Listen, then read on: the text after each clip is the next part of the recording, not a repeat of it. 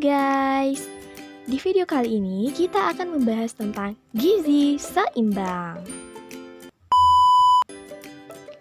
Tahukah kalian, pola makan merupakan perilaku yang paling penting yang dapat mempengaruhi keadaan gizi.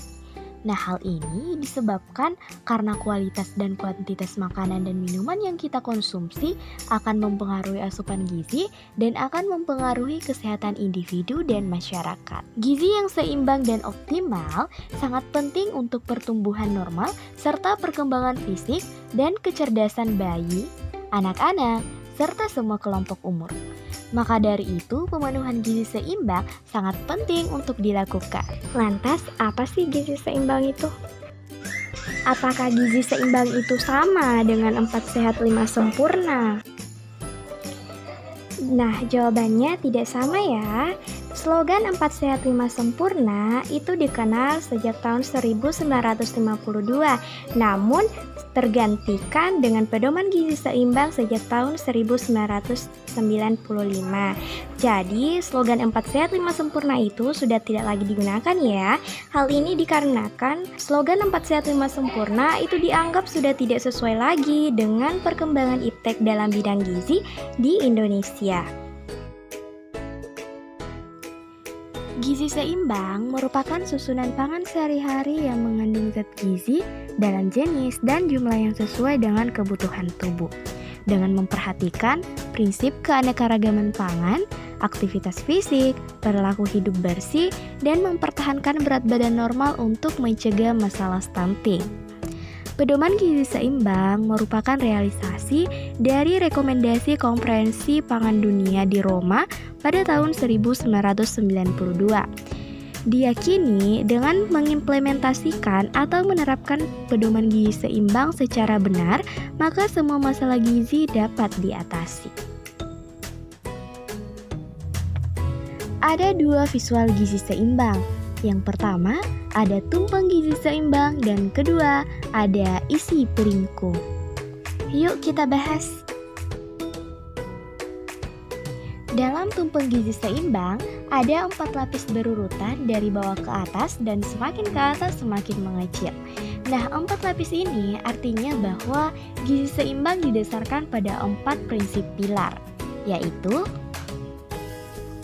yang pertama ada makan makanan yang beragam. Nah, cara menerapkan pesan ini adalah dengan mengonsumsi 5 kelompok pangan sehari-hari atau setiap kali makan.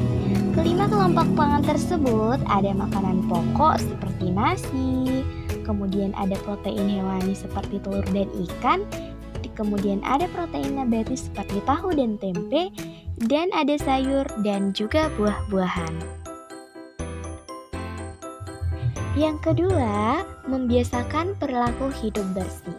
Perilaku hidup bersih akan menghindarkan seseorang dari keterpaparan terhadap sumber infeksi. Nah, hal yang bisa dilakukan untuk membiasakan hidup bersih yaitu yang pertama ada mencuci tangan, baik itu sebelum maupun sesudah makan, sesudah buang air besar maupun buang air kecil, tentunya dengan sabun dan air mengalir.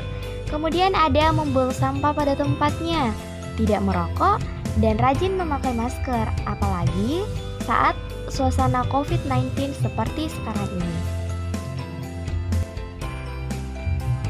Kemudian yang ketiga ada melakukan aktivitas fisik secara teratur. Biasakan melakukan aktivitas fisik seperti berjalan, bersepeda, menyapu, maupun senam ataupun olahraga lainnya minimal 30 menit dalam sehari. Dan yang keempat, yaitu memantau berat badan secara teratur untuk mempertahankan berat badan normal.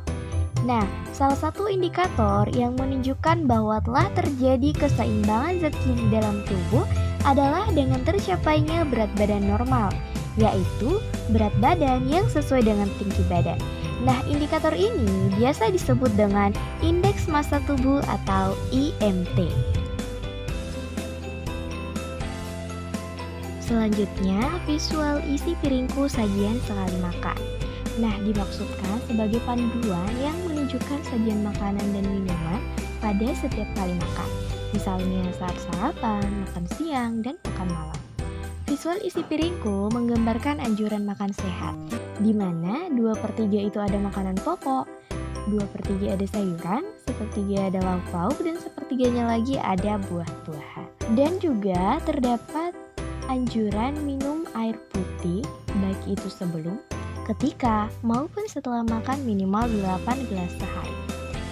Makan dan minum tidak ada artinya bila tidak bersih dan aman. Oleh karena itu, sejalan dengan prinsip gizi seimbang, maka dalam visual isi piringku juga dianjurkan untuk mencuci tangan, baik itu sebelum maupun sesudah makan.